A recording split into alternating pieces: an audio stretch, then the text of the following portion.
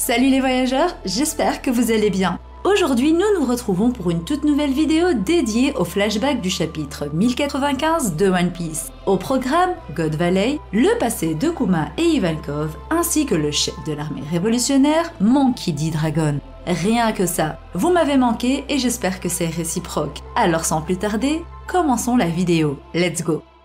Tous les 3 ans, les dieux du monde organisent un tournoi d'éradiction de la population. Il y a 38 ans, ce tournoi s'est tenu sur une île non affiliée au gouvernement mondial, aujourd'hui disparue, God Valley. Cette compétition a rassemblé des esclaves, des guerriers, un peuple et bien d'autres encore. Cette guerre a pris une tournure qui a profondément marqué l'histoire, avec les individus les plus puissants du monde s'affrontant. Shebeck, Barbe Blanche, Roger, Garp, Big Mom, Kaido, Figarland, Saturne, Dragon, les Dragons Célestes et bien d'autres encore ont été témoins de cet événement légendaire. Ce tournoi est devenu un véritable champ de bataille chaotique avec l'irruption de celui qui voulait dominer le monde, Rox D. Shebeck. Prévoyant sa venue, le grand Goldie Roger et son équipage sont également intervenus tandis que la marine a envoyé son plus puissant guerrier, le héros Monkey D. Garp. De l'autre côté, des esclaves tels que Kuma, Ginny et Ivankov étaient alors de simples enfants, spectateurs de cette bataille légendaire. Un homme leur tendit la main et ils devinrent plus tard ses 2 plus grands alliés et commandants. Cet homme n'était nul autre que Monkey D. Dragon. Ainsi, ce championnat organisé par les Dragons Célestes a façonné un avenir où ils ont fini par être les perdants. Kuma et Ivankov ont rejoint l'armée révolutionnaire et sont aujourd'hui célèbres dans le monde entier. Roger a découvert un bébé qui est devenu plus tard un empereur des mers et le maître du haki, Shanks. La défaite de Shebeck a entraîné la dissolution de son équipage, dont 4 membres sont devenus des pirates d'une puissance inégalée. Big Mom a érigé son propre empire et est devenue une impératrice du Nouveau Monde, tout comme Kaido. Shiki est devenue l'une des plus grandes menaces pour le gouvernement et un rival du roi des pirates. Enfin, le dernier d'entre eux, Barbe Blanche, est devenu l'homme le plus fort du monde. Il aurait pu s'emparer du One Piece après la mort de Roger, mais il n'en avait tout simplement pas envie. Il a bloqué quiconque tentait de le prendre et s'est assis sur les marches du trône, sachant que le trône lui-même était à sa portée. Ainsi, le triomphe du gouvernement mondial qui a tenté tant bien que mal de se débarrasser des menaces que représentent les boucaniers Roger, Barbe Blanche et Shebeck prendra fin. Dans 1 an, le prochain tournoi sera organisé et le destin se retournera contre eux. Maintenant, parlons des nouveaux éléments que nous avons découverts dans le dernier chapitre et des hypothèses que j'ai élaborées. Cependant, nous ne discuterons pas du combat entre Roger, Garp et les Rox car toutes les informations à ce sujet se trouvent dans le chapitre 958. Rien de nouveau n'a été ajouté, mais nous pourrions en apprendre davantage dans les prochains chapitres. Alors commençons. Saint Garland Figarland, connu comme le champion de God Valley, il a été l'un des participants au tournoi. Imbu de lui-même et certain de sa victoire, il était sans aucun doute l'une des personnes les plus puissantes sur cette île. Malgré son jeune âge, il se démarquait par un physique similaire à Shanks, notamment son visage, ses traits et son nez. Il est pratiquement le portrait craché de Shanks. Ainsi, même si cela a été d'une certaine manière confirmé dans le film Red, que le nom de famille de Shanks était Figarland, selon moi, il n'y a plus de doute possible quant à cette information qui nous mène à penser que Saint Garland est le père de l'empereur aux cheveux rouges. Ce père a délibérément abandonné son enfant car il ne ressentait rien envers lui.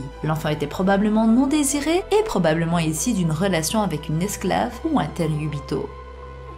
Quand je vois ton visage, la douleur de la cicatrice qu'il m'a infligée et les souvenirs refont surface. Ces paroles ont été prononcées par Barbe Blanche dans un chapitre adressé au roux. Si nous pensions que Shanks lui rappelait Goldie Roger, les hypothèses changent après ce chapitre. En effet, le roux pourrait rappeler non pas son capitaine à Barbe Blanche, mais plutôt son père, à qui il ressemble et qui était le champion de God Valley, une bataille à laquelle Shirohige a participé. Garland Figarland est armé d'une épée et est le chef des chevaliers sacrés, de futurs ennemis redoutables. Ainsi, sa puissance ne fait aucun doute. Il devait déjà être un homme plus fort que la normale dans sa jeunesse, capable de rivaliser avec de grands pirates, comme l'a fait Zoro à Onigashima en infligeant des blessures à Kaido, ou Law en infligeant de graves blessures à Big Mom au point qu'elle l'implore de ne pas utiliser ces techniques, elle qui n'avait jamais été blessée auparavant. Son titre de champion nous laisse comprendre qu'il a sans aucun doute remporté le tournoi, devenu rapidement un champ de bataille chaotique où tout le monde se battait et auquel il a participé. C'est ainsi que je perçois l'identité de Sainte Garlande Figarlande en tant que père de Shanks le Roux, Sainte Saturne. Après les derniers chapitres, nous sommes tous curieux concernant le doyen Saturne et voici mes hypothèses. Étonnamment, Saturne était également présent lors de la bataille de God Valley. Son rôle premier était alors d'assurer le déroulement correct du championnat et de garantir la sécurité des dragons célestes. Mais nous pouvons supposer que la présence du dernier boucanier suscitait également son intérêt. Lorsque les événements ont pris une toute autre ampleur, il a révélé sa forme d'Ushioni, une forme démoniaque que tous les grands combattants présents ont pu observer.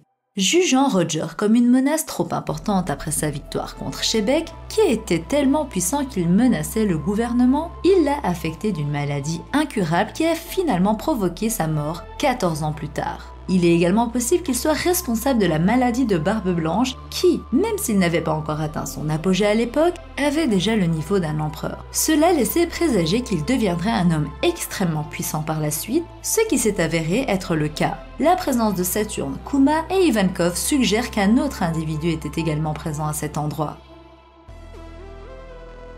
Monkey D. Dragon. Il n'y a aucun doute à ce sujet selon moi, et voici ce que j'en pense. En tant qu'ennemi numéro 1 du gouvernement mondial, il devait être témoin de l'issue de ce tournoi organisé par les Dragons Célestes. Son but était de tendre la main aux esclaves pour les transformer en combattants de son armée, et ainsi renverser le gouvernement mondial. Il a alors repéré un survivant d'une race, un jeune garçon qui ne perdait pas son sourire malgré son statut d'esclave. Pour défendre ses valeurs, il a libéré les esclaves et sauvé les survivants du peuple des griffes des autorités. Il y a 38 ans, alors qu'il n'était encore qu'un jeune homme, il a eu des raisons de vouloir renverser le gouvernement et s'est heurté à l'un des 5 doyens. Plus tard, il a fondé l'armée libératrice qui est devenue l'armée révolutionnaire. Les événements de God Valley ont pu être un catalyseur de sa motivation pour changer le monde, libérer les peuples et renverser l'autorité dictatoriale de ce monde, qui méprise les êtres humains et la valeur de leur vie. Son père, ou présumé père, Garp, était également présent à cet endroit. Il sera donc présent lors du prochain tournoi, tout comme son fils. Parmi les personnes présentes à God Valley, il y avait des esclaves et 3 d'entre eux ont particulièrement attiré notre attention. Kuma, Emporio Ivankov et Ginny. Nous allons principalement nous concentrer sur Kuma dans la suite de cette vidéo, mais il est tout aussi choquant de découvrir qu'Ivankov était également un esclave.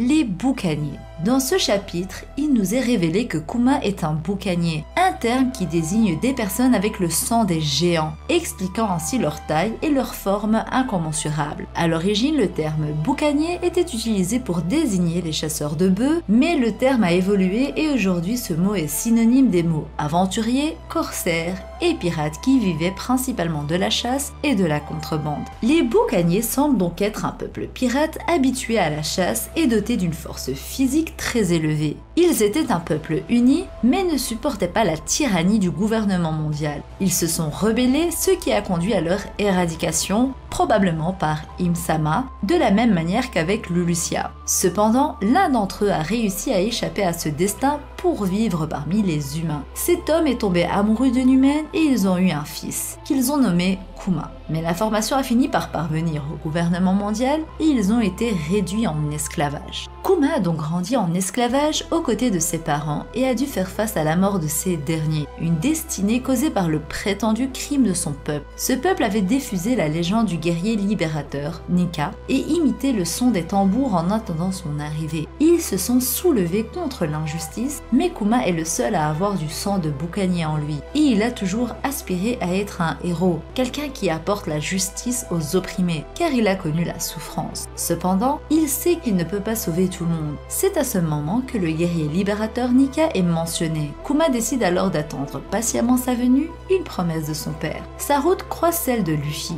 qui possède le pouvoir que Mihawk considère comme le plus dangereux du monde, celui de rallier les gens à sa cause. Luffy est devenu rapidement un pirate notoire en battant 2 grands corsaires et en osant s'attaquer au gouvernement mondial et à son flambeau. Kuma a certainement compris sa véritable nature qui n'avait pas encore émergé et a décidé de le protéger à tout prix. Il a sauvé la vie de Luffy à la fin de Thriller Bark et à Chaponji où il a envoyé chaque membre de l'équipage Mugiwara vers des destinations spécifiques pour qu'ils puissent évoluer et poursuivre leur chemin. Pour Luffy, il choisit l'île des femmes Amazon Lily, afin qu'il puisse rallier à sa cause ce peuple de guerrières et son impératrice qui était également une esclave tout comme Kuma. En ce qui concerne ce dernier, il a récemment été aperçu sur Marijoaz alors qu'il s'attaquait au Tenryubito, mais il a pris la fuite lorsque l'amiral en chef Akainu s'apprêtait à le tuer. Si Kuma était très énigmatique ces derniers chapitres, je suis maintenant convaincu qu'il se dirige vers Egghead et que les sons du tambour du guerrier de la libération lui permettront de récupérer sa mémoire et ses souvenirs. Dans la situation délicate de Luffy et de sa fille, il les protégera une fois de plus et finira par devenir le héros qu'il a toujours voulu être en sauvant la vie de Luffy. Si Luffy meurt, la prophétie ne se réalisera pas et les peuples ne seront pas libérés. Alors en se sacrifiant pour le Nika, sachant qu'il est celui qui est destiné à libérer les peuples, il accomplira son rêve d'être un héros et rendra hommage à son sang, à son père et à sa mère. Il représente une nation et à travers son sacrifice, les boucaniers auront joué un rôle clé dans la chute du gouvernement mondial et dans la réalisation de la prophétie du Nika. Kuma a attendu Luffy toute sa vie et il n'aura aucun regret à mourir car il aura pu voir le Nika et offrir à sa fille une meilleure vie différente de celle que ses parents lui ont donnée. Son enfance a peut-être été triste, mais il a persévéré, rejoignant Dragon et ne renonçant jamais à son rêve de devenir un héros et de rencontrer un jour le Nika. Bientôt, il pourra voir le guerrier de la libération de ses propres yeux et se sacrifier pour que ce dernier accomplisse sa prophétie, mourant de manière héroïque et sauvant sa fille d'un démon qu'il a rencontré il y a 38 ans. Ainsi se termine l'histoire de ce personnage extraordinaire qui est l'un des personnages les mieux écrits de l'univers de One Piece. Voilà chers voyageurs, nous arrivons déjà à la fin de cette vidéo. N'hésitez pas à la liker avec votre acquis du likement et à activer la cloche d'or de Chandora si la vidéo vous a plu. Je tiens à rappeler que tout ce qui a été dit est purement hypothétique. J'ai partagé ce que je pense être la réalité des événements passés et à venir,